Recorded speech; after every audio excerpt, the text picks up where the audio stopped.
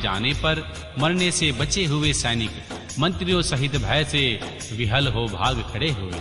मुने, उस समय विदर्भराज सत्यरथ की महारानी शत्रुओं से घिरी होने पर भी कोई प्रयत्न करके रात के समय अपने नगर से बाहर निकल गई। वे गर्भवती थी, अतः शोक से संतप्त हो भगवान शंकर के चरणारविंदों का चिंतन करती हुई वे धीरे-धीरे पूर्व दिशा की ओर बहुत दूर चली आई।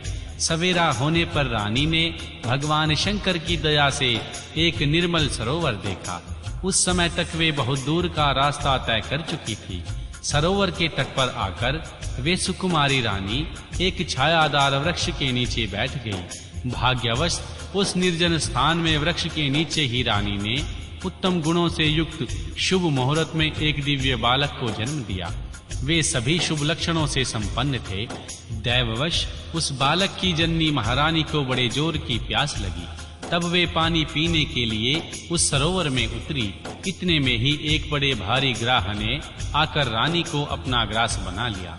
वह बालक पैदा होते ही माता पिता से हीन हो गया और भूख से पीड़ित होकर उस तालाब के किनारे जोर-जोर से रोने लगा। इतने में ही उस पर कृपा करके भगवान महेश्वर वहां आ गए। उस शिशु की रक्षा करने लगे।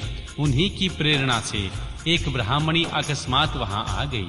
वह विधवा थी, घर-घर भीख मांग कर जीवन निर्वाह करती थी। अपने 1 वर्ष के बालक को गोद में लिए हुए उस तालाब के निकट पहुंची। उसने एक अनाथ शिशु को वहां क्रंदन करते देखा। निर्जन वन में उस बालक को देखकर ब्राह्मणी को बड़ा विस्मय हुआ और वह मन ही मन विचार करने लगी, आहो, यह मुझे इस समय बड़े आश्चर्य की बात दिखाई देती है। यह नवजात शिशु जिसकी नाल भी अभी तक नहीं कटी है, पृथ्वी पर पड़ा हुआ है। इसकी माँ का भी कहीं पता नहीं है। पिता आदि दूसरे किसी को भी सहायक नहीं दिखाई देते हैं। क्या कारण हो सकता है? यह जाने यह किसका पुत्र है। इसे जानने वाला यहाँ कोई भी नहीं है जिससे इसके जन्म के विषय में पूछूं।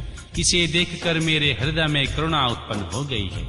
मैं इस बालक को अपने औरस पुत्र की भांति पालन पोषण करना चाहती हूँ, परंतु इसके कुल और जन्म आदि का ज्ञान न होने के कारण इसे छूने का साहस नहीं होता।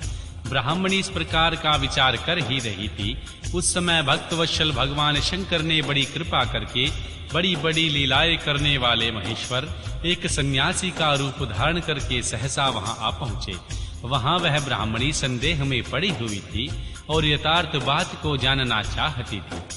श्रेष्ठ भिक्षु का रूप धारण करके आए हुए करुणानिधान शिव ने उससे हंसकर कहा, ब्राह्मणी, अपने चित्त में संदेह और खेद को स्थान न दो। यह बालक परम पवित्र है। तुम इसे अपना ही पुत्र समझो और प्रेम पूर्वक इसका पालन करो। ब्राह्मणी बोली, प्रभु, आप मेरे भाग्य से ही यहाँ पधारे हैं, इसमें संदेह नहीं है। मैं आपकी आज्ञा से इस बालक का अपने पुत्र की भांति पालन पोषण करूंगी। तथापि मैं विशेष रूप से यह जानना चाहती हूँ, वास्तव में यह कौन है, किसका पुत्र है और आप कौन है इस समय यहाँ जो पधारे हैं। भिक्षुवर, मेरे मन में बार-बार यह बात आती है कि आप करुणा सिंधु शिव ही हैं और यह बालक पूर्व जन्म में आपका भक्त रहा है। किसी कर्म दोष से यह दुरावस्था में पड़ गया है। इसे भोगकर यह पुनः आपकी परम कल्याण का भागी होगा। मैं आपकी माया से ही मोहित होकर मार्ग भूलकर यहाँ आ गई हूँ। आपने ही इसके पालन के लिए मुझे यहाँ भेजा है। भिक्षुवर शिव ने कहा, ब्राह्मणी, सुनो, यह बालक शिव भक्त विदर्भराज सत्यरथ का पुत्र है। सत्यरथ को शाल्वदेशीय क्षत्रियों ने युद्ध में मार डाला है। उसकी पत्नी अत्यंत व्याग्र हो रात में शीघ्रता पूर्वक अपने महल से बाहर भाग आई। उन्होंने यहाँ आकर इस बालक को जन्म दिया। सवेरा होने से वे प्यास से पीड़ित हो सरोवर में उतरी। उस समय दैववश एक ग्राह ने उन्हें आकर अपना आहार बना लिया। ब्राह्मणी ने पूछा, भिक्षुदेव, क्या कारण है कि इसके पिता राजा सत्यरथ श्रेष्ठ भोगों के उपभोग के समय बीच में ही शल्वदेशीय शत्रुओं द्वारा मारे डाले गए? किस कारण से इस शिशु की माता को ग्राह ने खा लिया और यह शिशु जन्म से ही अनाथ और बंधुहीन हो गया? इसका क्या कारण है? मेरा अपना पुत्र भी अत्यंत दरिद्र एवं भिक्षु क्यों हुआ, तथा मेरे इन दोनों पुत्रों को भविष्य में कैसे सुख की प्राप्ति होगी? भिक्षुवर्या भगवान शिव ने कहा, इस राजकुमार के पिता विदर्भराज पूर्व जन्म में पांड्य देश के श्रेष्ठ राजा थे। वे सब धर्मों के ज्ञाता थे और संपूर्ण पृथ्वी का धर्म पूर्वक पालन करते थे। एक दिन प्रदोष काल में राजा भगवान शंकर का पूजन कर रहे थे और बड़ी भक्ति से त्रिलोकीनाथ महादेव जी की आराधना में संलग्न थे। उसी समय नगर में सब और बड़ा भारी कोलाहल मच गया। उस उत्कृष्ट शब्द को सुनकर राजा ने बीच में ही भगवान शंकर की पूजा छोड़ दी और नगर में शोभ फैलने की आशंका से राजभवन से बाहर आ गए। इसी समय राजा का महाबली मंत्री शत्रु को पकड़कर उनके समीप ले आया। यह शत्रु पांड्य राज का ही सामंत था। उसे देखकर राजा ने क्रोध पूर्वक उसका मस्तक कटवा दिया। शिव पूजा छोड़कर नियम को समाप्त किए बिना ही राजा ने रात में भोजन भी कर लिया। इसी प्रकार राजकुमार भी प्रदोष काल में भगवान शंकर की पूजा किए बिना ही भोजन करके सो गए।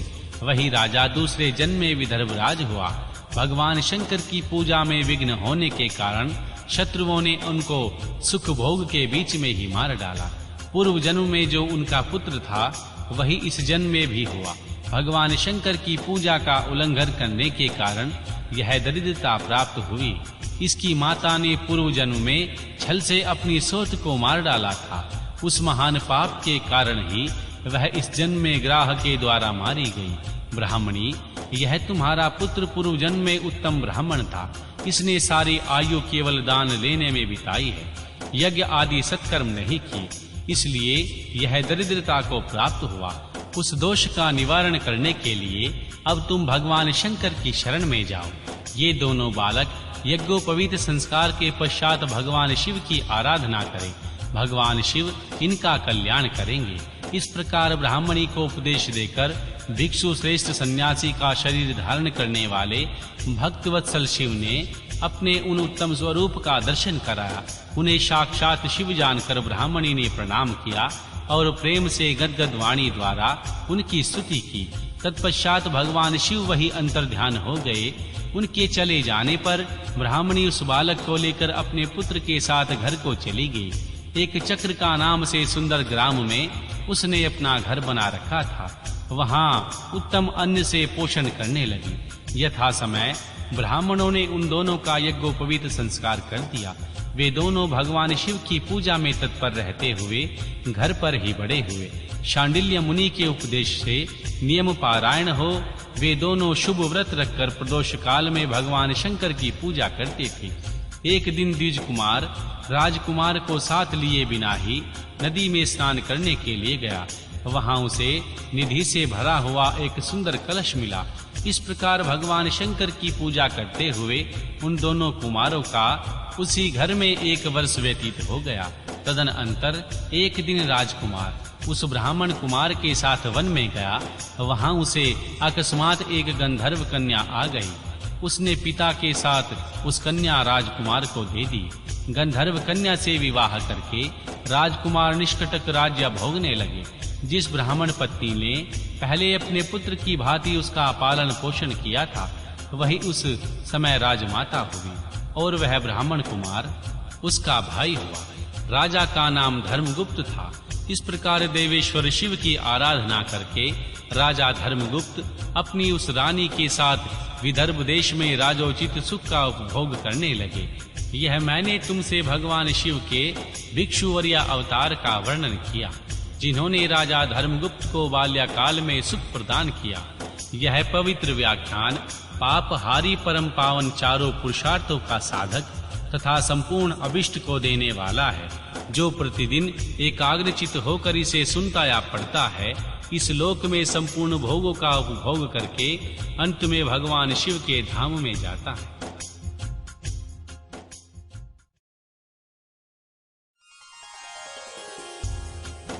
अध्याय 32 भगवान शंकर के किराता अवतार के प्रसंग में श्री कृष्ण द्वारा द्वैत वन में दुर्वासा के शाप से पांडवों की रक्षा। श्री व्यास जी का अर्जुन को शंकर विद्या और पार्थिव पूजन की विधि बताकर तप के लिए सम्मति देना। अर्जुन का इंद्रकील पर्वत पर तप करना